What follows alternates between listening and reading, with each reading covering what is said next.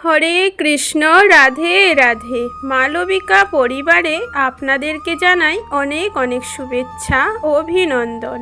আজকের আলোচ্য বিষয়টি হচ্ছে বিজয়া একাদশীর মাহাত্ম্য পাঠ।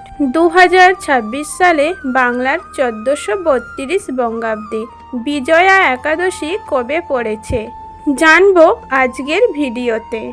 12 নাকি 13 ফেব্রুয়ারি। শ্রোতা বন্ধুরা, মাহাত্ম্য পাঠটি খুব মনোযোগ সহকারে শ্রবণ করুন, আপনাদের অনেক ভালো লাগবে। মাহাত্ম্য পাঠের শেষে পারণের সময় জানিয়ে দেয়া হবে। এবারে জেনে নেব 2026 সালে বিজয়া একাদশী কবে পড়েছে। ইংরেজির 13 ফেব্রুয়ারি শুক্রবার, বাংলার 30 মাঘ। এটি হচ্ছে মাঘ মাসের কৃষ্ণপক্ষিয়া বিজয়া একাদশী। একাদশী ব্রত পালন করে অবশ্যই একাদশীর দিন মাহাত্ম্য পাঠ এবং শ্রবণ করবেন। সকল ভক্তবৃন্দের চরণে কোটি কোটি প্রণাম জানিয়ে মাহাত্ম্য পাঠটি শুরু করা যাক। স্কন্দ পুরাণে এই একাদশীর মাহাত্ম্য এইভাবে বর্ণিত রয়েছে। মহারাজ যুধিষ্ঠির শ্রীকৃষ্ণকে বললেন, হে বাসুদেব, ফাল্গুন মাসের কৃষ্ণপক্ষের একাদশীর মাহাত্ম্য অনুগ্রহ করে আমাকে বলুন। শ্রীকৃষ্ণ বললেন, হে যুধিষ্ঠির, এই একাদশী বিজয়া নামে পরিচিত। এই একাদশীর সম্পর্কে একসময় দেবশ্রী নারদ শম্ভু ব্রহ্মাকে জিজ্ঞাসা করেছিলেন। তিনি এই প্রসঙ্গে যা বলেছিলেন তা আমি এখন তোমাকে বলছি। এই পবিত্র পাপ বিনাশকারী ব্রত মানুষকে জয়দান করে বলে বিজয়া নামে প্রসিদ্ধ।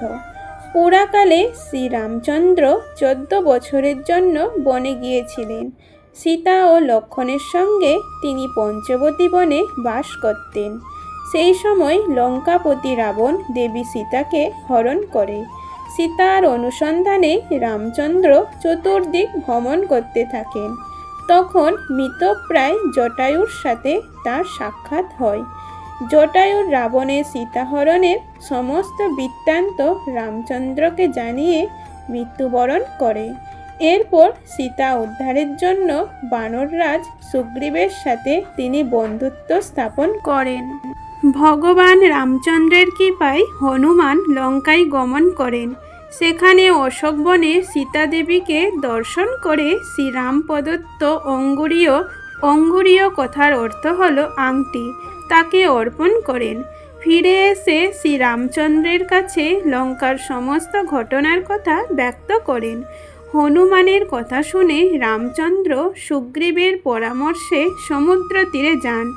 সেই দূরস্থ সমুদ্র দেখে তিনি লক্ষ্মণকে বললেন, হে লক্ষ্মণ, কিভাবে এই অগাধ সমুদ্র পার হওয়া যায় তার কোনো উপায় খুঁজে পাচ্ছি না। উত্তরে লক্ষ্মণ বললেন, হে পুরুষোত্তম, সর্বজ্ঞাতা আদিদেব আপনি, আপনাকে আমি কি উপদেশ দেব? তবে বক্ষ দার্লভ্য নামে এক মুনি এই দ্বীপে বাস করেন।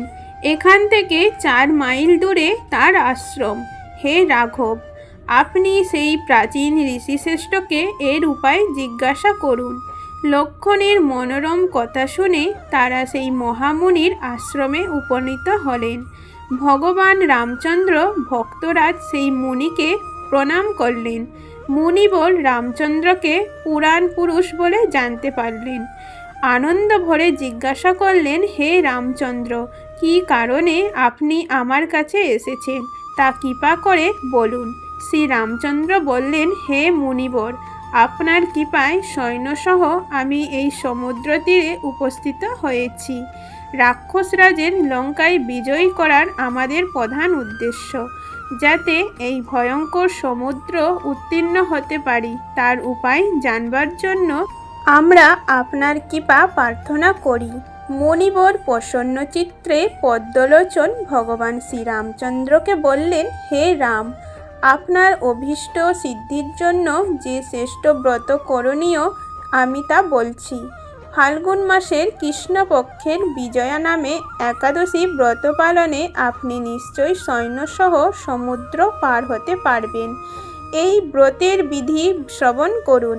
বিজয় লাভের জন্য দশমীর দিন সোনা, রূপা, তামা অথবা মাটির কলস সংগ্রহ করে তাতে জল ও আমপাতা দিয়ে সুগন্ধি চন্দনে সাজিয়ে তার ওপর সোনার নারায়ণ মূর্তি স্থাপন করবেন।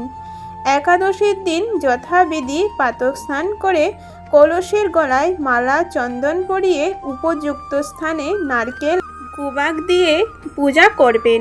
এরপর গন্ধ, পুষ্প, তুলসী, ধূপ, দীপ, নৈবেদ্য ইত্যাদি দিয়ে পরম ভক্তি সহকারে নারায়ণের পূজা করে হরিকথা কীর্তনে সমস্ত দিন যাপন করবেন। রাত্রি জাগরণ করে অখণ্ড ঘি প্রদীপ প্রজ্বলিত রাখবেন। দ্বাদশীর দিন সূর্যোদয়ের পরে সেই কলস বিসর্জনের জন্য কোনো নদী, সরোবর বা জলাশয়ের কাছে গিয়ে বিধি অনুসারে পূজা নিবেদনের পরে তা বিসর্জন দেবেন। তারপর ওই মূর্তি দেবজ্ঞ ব্রাহ্মণকে দান করবেন। এই ব্রত প্রভাবে নিশ্চয়ই আপনার বিজয়ী লাভ হবে। ব্রহ্মা বললেন, হে নারদ, ঋষির কথা মতো ব্রত অনুষ্ঠানের ফলে তিনি বিজয়ী হয়েছিলেন। সীতা প্রাপ্তি, লঙ্কা জয়, রাবণ বধের মাধ্যমে শ্রীরামচন্দ্র অতুল কীর্তি লাভ করেছিলেন। তাই যথাবিধি যে মানুষ এই ব্রত পালন করবেন তাদের এ জগতে জয়লাভ এবং পরজগতে অক্ষয় সুখ সুনিশ্চিত জানবে। হে যুধিষ্ঠির, এই কারণে এই বিজয়া একাদশী ব্রত পালন অবশ্যই কর্তব্য। এই ব্রত কথা শ্রবণ কীর্তন মাত্রই বাজপেয় যজ্ঞের ফল লাভ হয়। হরে কৃষ্ণ, রাধে রাধে। মাহাত্ম্য পাঠটি এখানেই শেষ হলো। এবারে জেনে নেব একাদশীর পরের দিন পালনের সময়। সকাল 6:14 থেকে 9:56 মধ্যে সকলেই যথাসময়ে পালন করে নেবেন। আজকের ভিডিওটি এই পর্যন্তই থাকলো। সকলেই ভালো থাকবেন, সুস্থ থাকবেন।